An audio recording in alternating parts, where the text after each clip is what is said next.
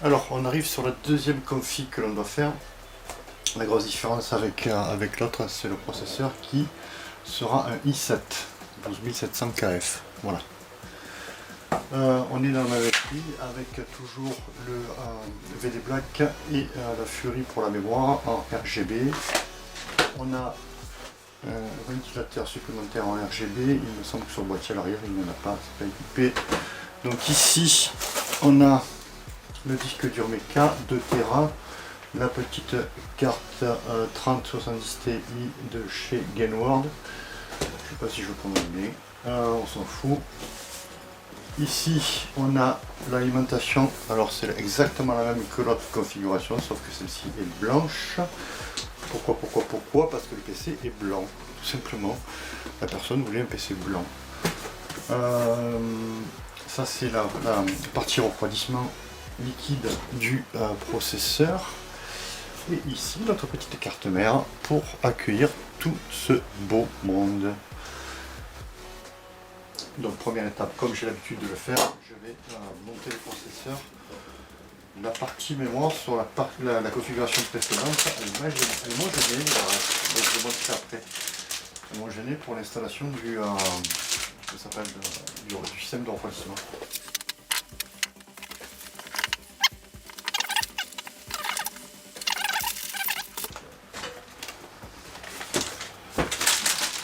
Qu'est-ce qu'on va avoir besoin? Peut-être des vis pour le disque dur. Alors, ici, on va installer le processeur. Donc, comme je disais, les barrettes de mémoire on les installera après parce que la fois sur la dernière config, ça a gêné le montage du water cool. Le petit i7. Voilà.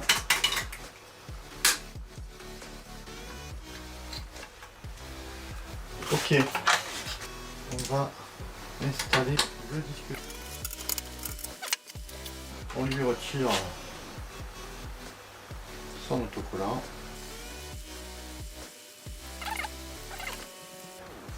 Voilà. C'est un peu bizarre. Voilà. Effectivement, si on veut améliorer le contact avec la plaque alu et le pad, il faut retirer l'autocollant. Hein. Ça c'est du plastique. Ça limite le transfert de chaleur, de calories. Donc, important. Alors ici, on va venir positionner. Donc c'est du 2080 comme l'autre. Petit coup de clé léger, voilà. Voilà. Ok. La petite vis. Voilà. Et ici, on va venir décoller. On va venir libérer le pad. C'est assez fragile. Voilà. Voilà. Et ici, on va venir le repositionner. Alors, tac.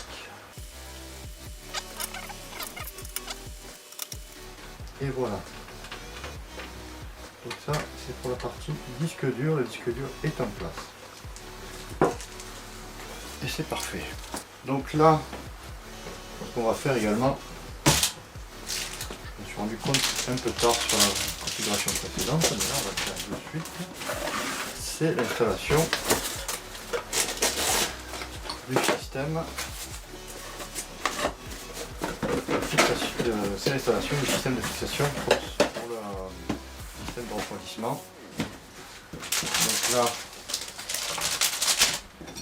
on va sortir ce dont on a besoin.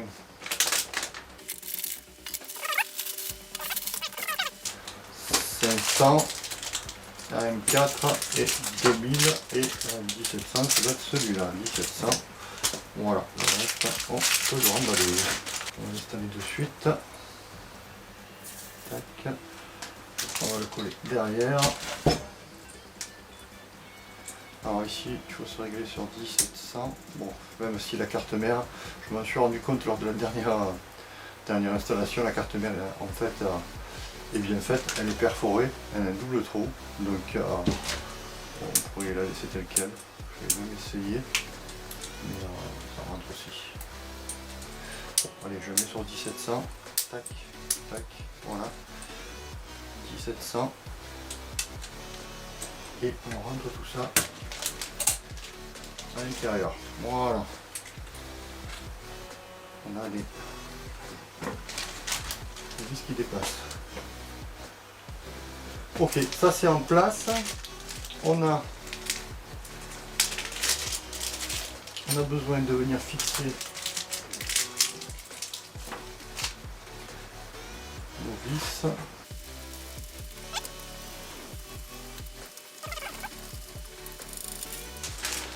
Ok, donc ça on verra après. Ajouter. Donc voilà notre boîtier. Plutôt sympa, hein. Là on a la grille. On va retirer, donc c'est aimanté, c'est plutôt pratique. Boîtier blanc, comme je disais tout à l'heure. Les ventilos sont noirs, donc on va laisser noir. J'avais prévu un ventilo à l'arrière, mais bon. On va démonter tout ça. Donc c'est du verre que je remets dans la boîte directement.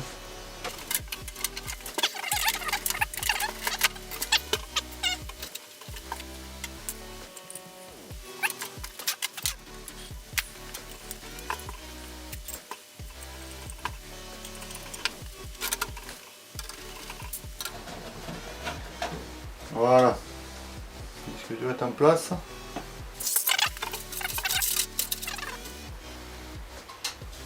Il n'est pas RGB. Ventilateur d'ailleurs. Donc on va monter. Alors RGB, je rappelle, hein. Il y a deux câbles, hein. Là il n'y a qu'un câble, c'est qu'il n'est pas RGB le truc. Hein. Alors. Ça. Donc on est d'accord, hein, cette partie là, c'est la partie arrière.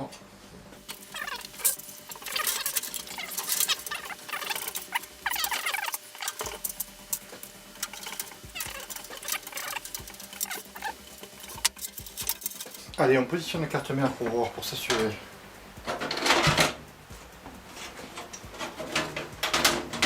Que le système de vis de fixation de celle-ci est bien positionné.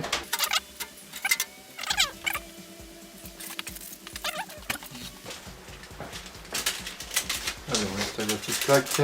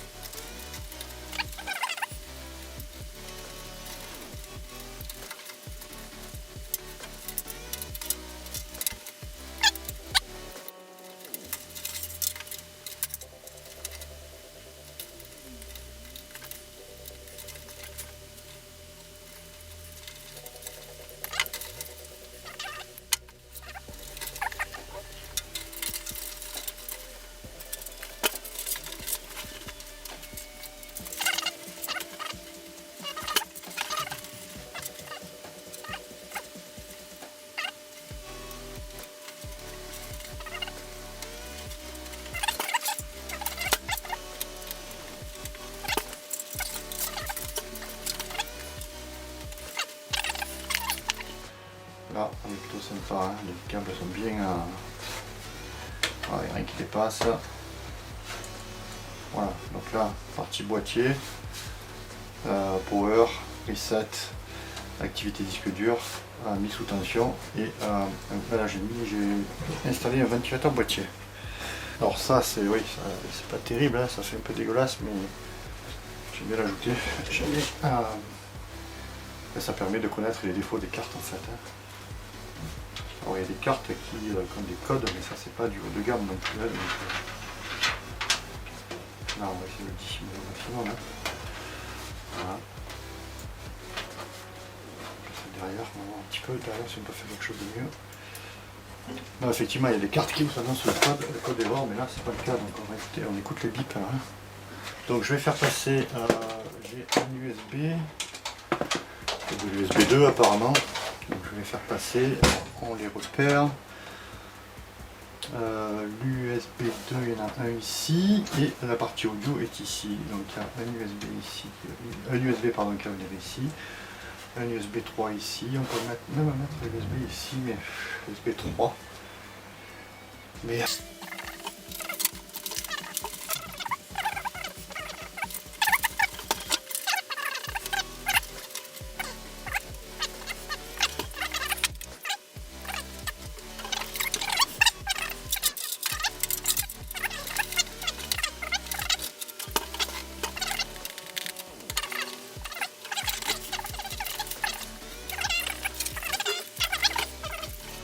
je vais mettre le SATA.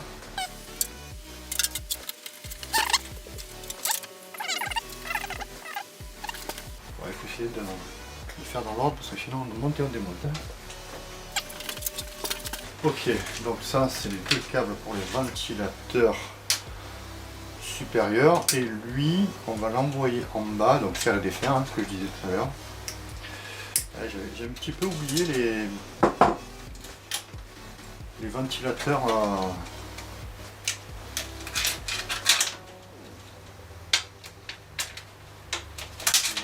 du système de refroidissement du processeur.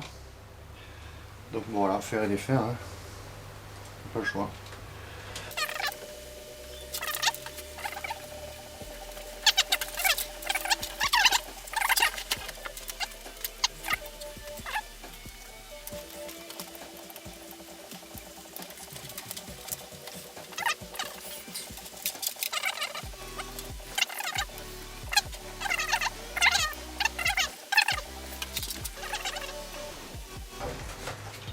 Donc j'ai fait une petite modification là sur le haut.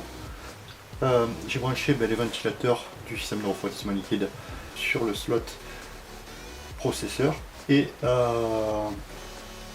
celui qui est à côté, CPU option, j'ai mis le ventilateur boîtier arrière.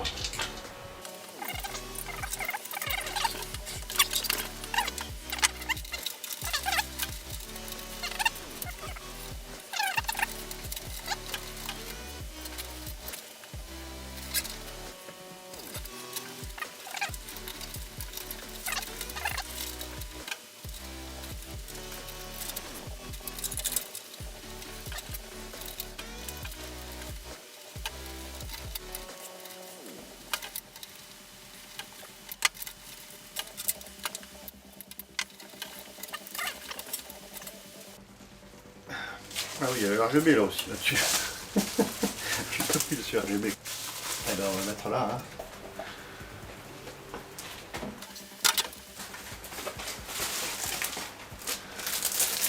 Donc ici on a un autocollant qui est fourni, c'est pour l'emplacement de l'autre côté. Là, est-ce qu'elle rentre comme ça? Parce que je pas. Non, elle est en vert, donc malheureusement il faut la mettre comme ça. Je comprends pas pourquoi elle se retrouve dans la mauvaise position cette alimentation. Enfin, c'est pas grave. Là, c'est là, il part. Aïe aïe aïe. Aïe aïe aïe. Et tous les câbles qui passent au milieu sont égaux.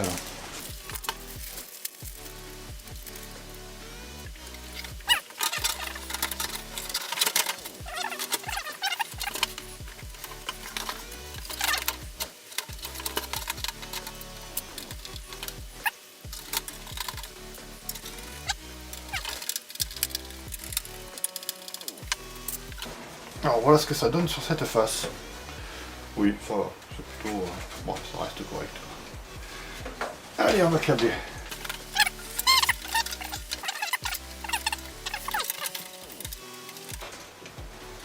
Alors ça, c'est là, il faut les désolidariser pour les passer à carte mère. Les constructeurs, ils font pas d'efforts. Hein.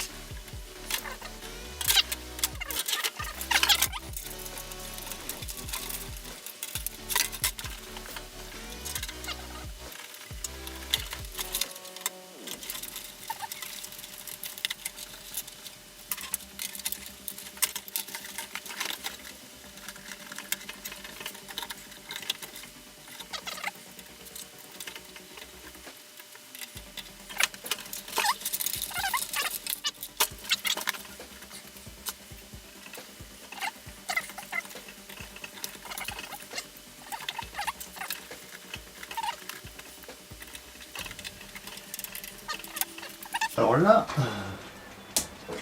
on va remettre peut-être les barrettes de mémoire. Là. Ça commence à être tendu là.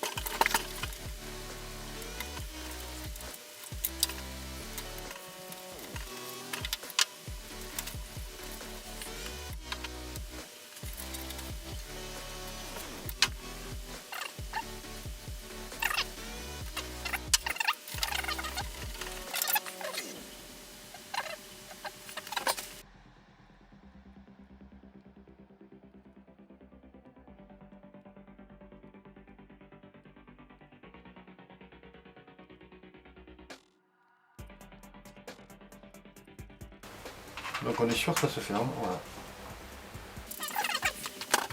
Et alors, qu'est-ce qu'il nous reste? Il nous faut 2 câbles, un pour la carte graphique et un pour les SATA. Donc carte graphique, c'est 2 fois 8, donc c'est celui-là. Et il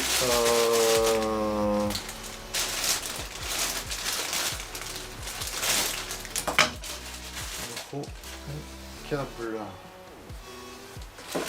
SATA x 3. Est-ce qu'il y a ça là-dessus? Là, on a 2. Voilà, on en monte 2.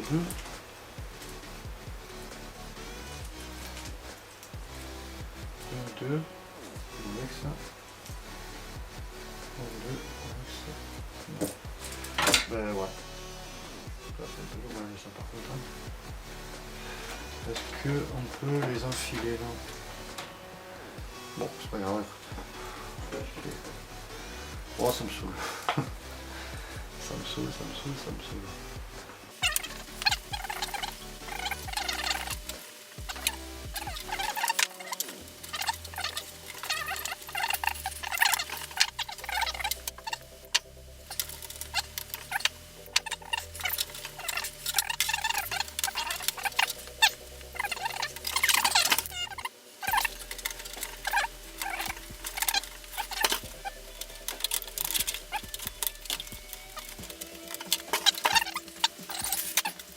Donc là, ça reste ici, tout ça. Hop, on a 2. Ça va aller au fond, hein. Hop, tac.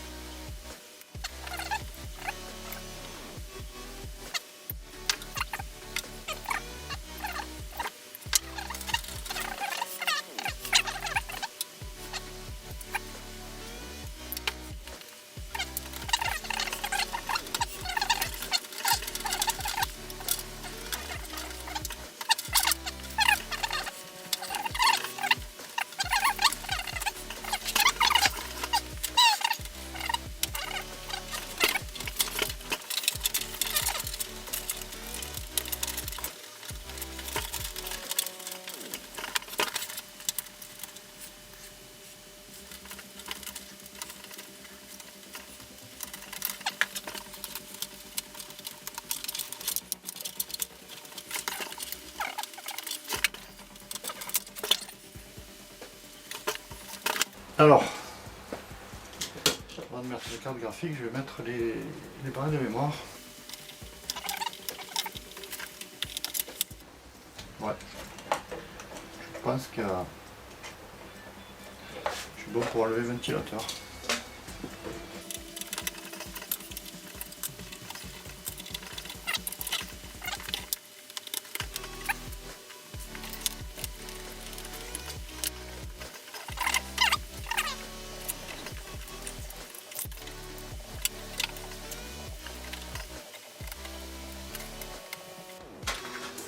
Conditionner le passage de mon câble là.